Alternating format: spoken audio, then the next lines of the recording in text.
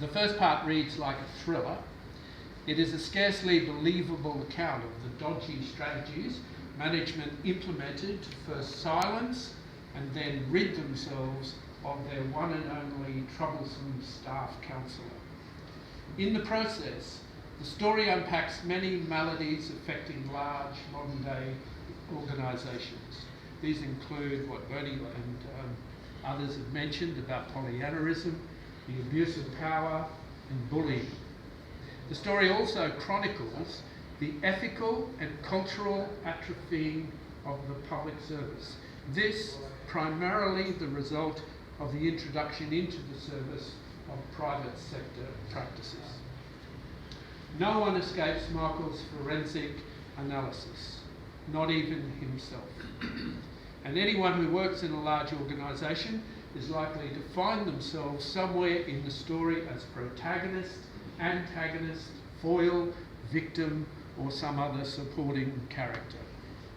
The second part of Michael We Really Have to Talk is a practical toolkit of how to survive ethically in a large organisation and win little battles along the way.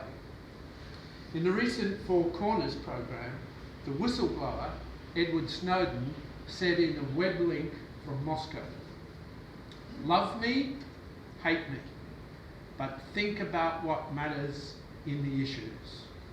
You have to think about what you believe in and stand for it."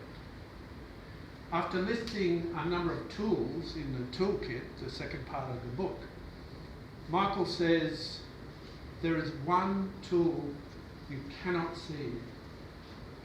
It's courage. Choosing it and using it is a skill like any other. Know the terrain, of course, then stand. Michael stood for truth. The truth as he saw it, and he never lacked the courage to express it in deeds or in words. This book chronicles that kind of courage. Michael was a prolific writer. Whether he was in a cloud of melancholia or singing in the rain, he wrote all the time. He wrote on walks, in cafes and on trains. He wrote day or night. He wrote in journals, on flip pads, as Julie said, on toilet paper and the backs of receipts. He wrote poems, lyrics, short observational pieces about life around him, and tomes about the goings-on of his inner life. His compositions and sketches accumulated around him like barnacles on a boat, and there are strings of pearls still amongst them. Michael also read a lot and widely, hence the rich array of diverse references in the book. As a result of his two